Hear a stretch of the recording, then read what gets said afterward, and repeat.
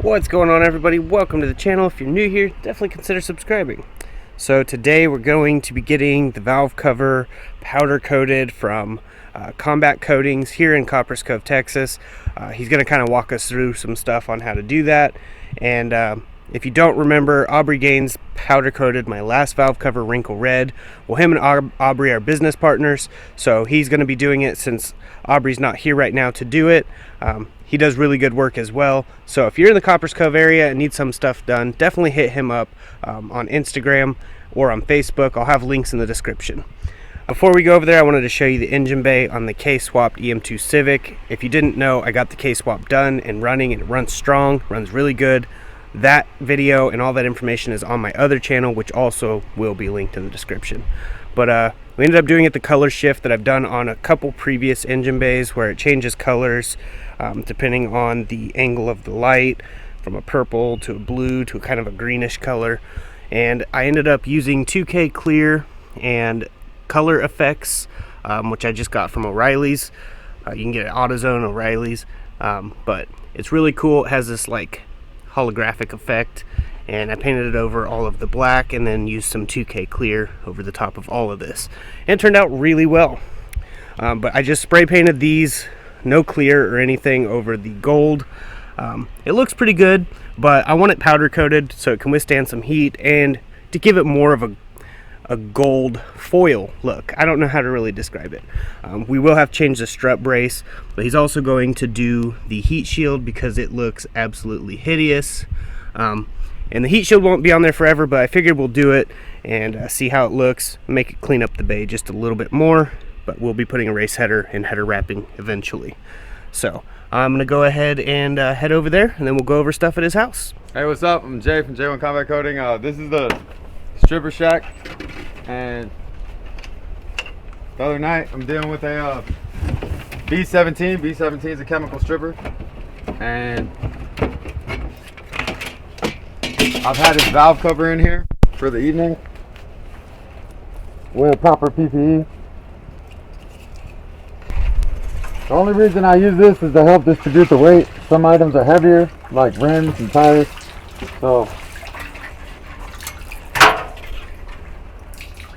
just to give you a good idea of how good this chemical stripper is, I'll put on screen a before of how this looked, so that way you can see. It definitely took that paint off like it was nothing. And then I bring it over here to the chemical wash solution. It's just some water with some baking soda. And then the next step is going to be to power wash it. Okay, so before using the pressure washer, you want to do what he's doing, just kind of letting the air bleed out of it like that, how it's doing that. You don't want to turn it on, it can damage the pump, and then your pressure washer becomes a piece of crap. So you want to make sure the air gets out of the line like that. With no tip on it, it's the fastest way to do it. But once it's just a solid stream and there's no air pockets coming out, then it's ready to be turned on and used. Alright, so this valve cover's been sitting in here for about 5 to 10 minutes now, so it should be safe to be handled. I'll bring it out here. Now, some of the powder can still be stuck, so wear eye protection to make sure that it doesn't get in your eyes, because you get this chemical in your eyes, probably have a bad day.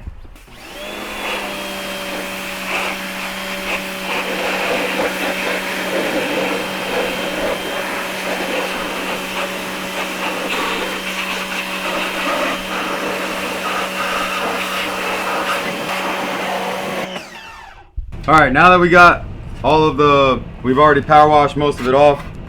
We still have some powder residue still left over that can come off. That's not that bad. The main reason we're trying to get it all off is because we don't want to have all the extra residue getting inside the sandblaster and creating other stuff in with the media.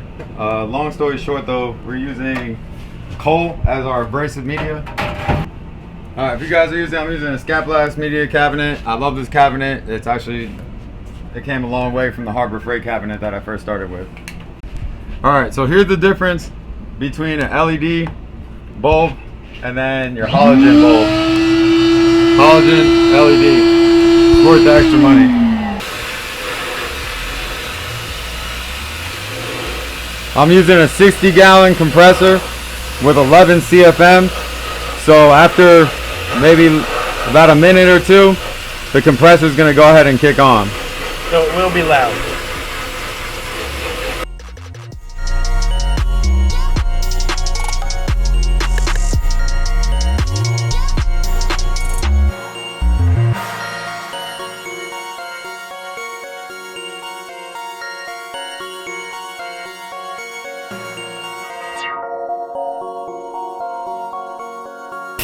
Okay, so after you took it out of the cabinet, put it in a bucket with extreme simple green, worked really well. And now he's just kind of cleaning it off, making sure it's degreased well and has no dust or what is supposed to.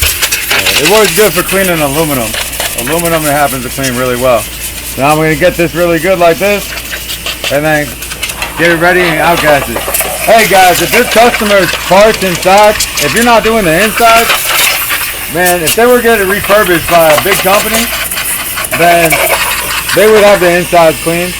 So do your customers' insides, man. Let them look at a nice part.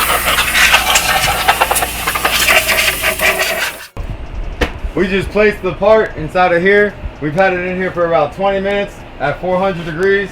And what we're doing is we're outgassing the part. I'm waiting to get all the moisture and all the condensation and chemicals that may have been inside the metal from anything or even past prior. Now I'm trying to bring it all to the surface. The heat will bring it to the outside. And then what I'm going to do is I'm going to re-sandblast it afterwards. A lot of people don't sandblast twice.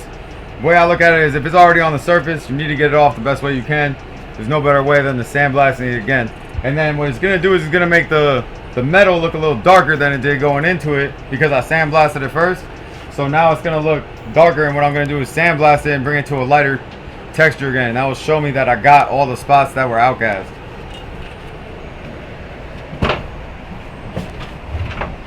A little bit under 300 degrees. So we'll let it cool down, and then we'll put it in the sandblaster. I run 2 filters and then 50 feet between it to try to keep out as much air as possible, as much moisture as possible. But that moisture right there will clog your lines and then we'll get stuck in the sand. And then after that, you will not be able to sandblast. And if you're having problems sandblasting, that might be one of your problems. After it's outgassed, it should have darkened the metal. And go ahead and sandblast it. It will slowly start to lighten everything up.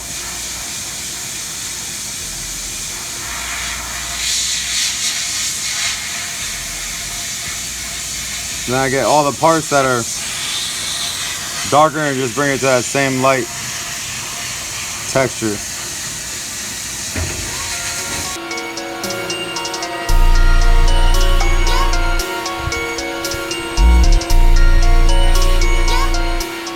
Alright, you got them done. They're blasted for the second time.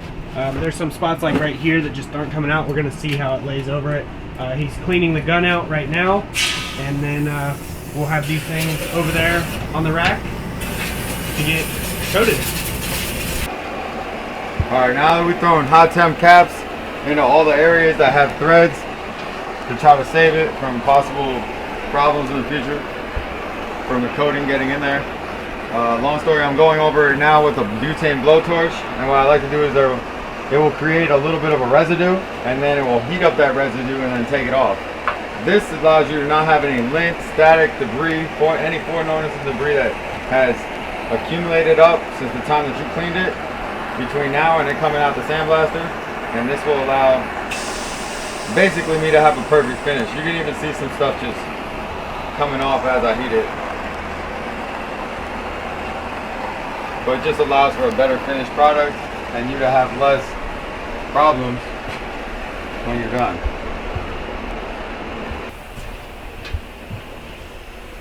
The most important part is the ground being on bare metal.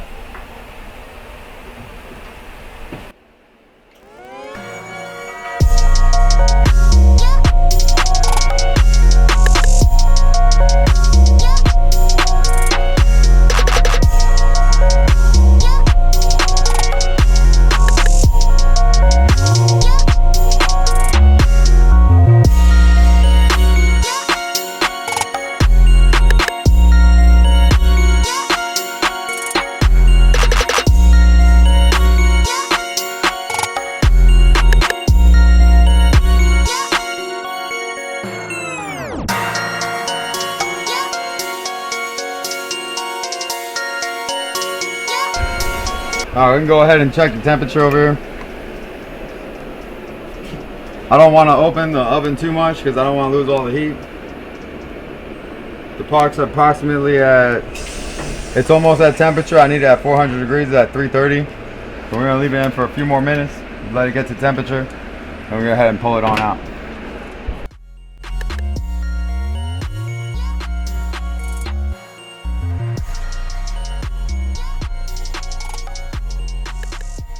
Right now, step one, we have chrome.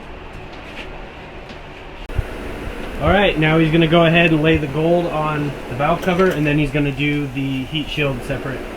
So, here we go.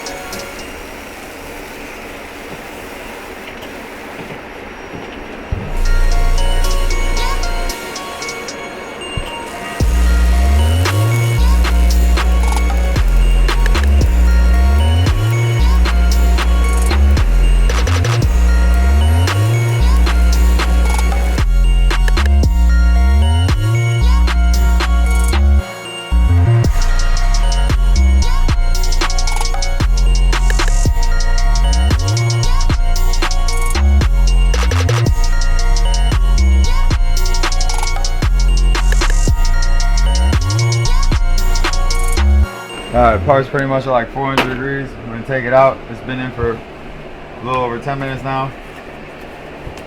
We're going to take a look at it, see whether we need to apply more in different areas or not. Sometimes with gold, we apply a little bit more. It all depends on a case-by-case basis.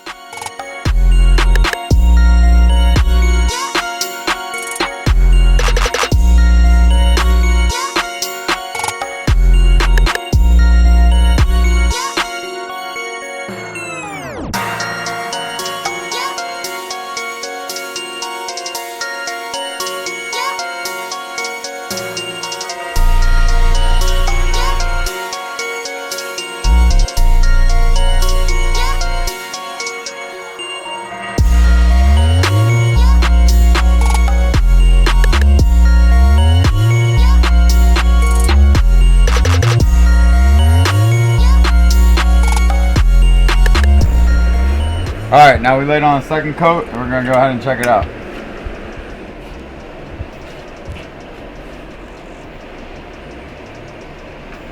Try to pull out this one without getting burned. Looks pretty good.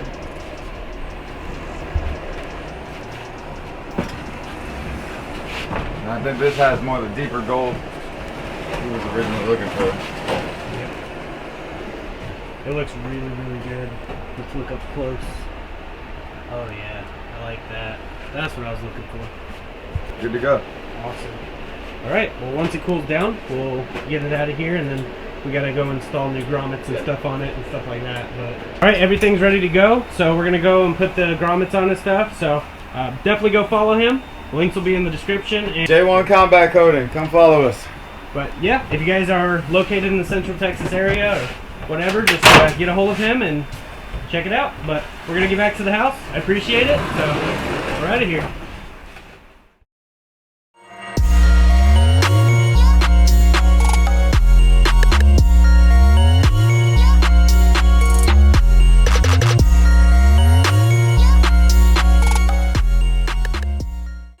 Well, there you have it. The valve cover is installed. Looks really good. I like the darker gold compared to the lighter gold from the strut brace. So we'll definitely be changing the strut brace to match the engine bay with the color shift. But he did some solid work. It looks really good. And definitely an affordable price. So if you guys are in the Coppers Cove or Central Texas area, definitely hit up J1 Combat Coatings. Their information is in the description, so definitely go check them out, give them a follow, and ask them any questions that you need to. But I'm gonna go ahead and get off here. Got a lot of stuff to do, so I'll see you guys in the next video. And as I like to say, God bless, stay safe, stay awesome.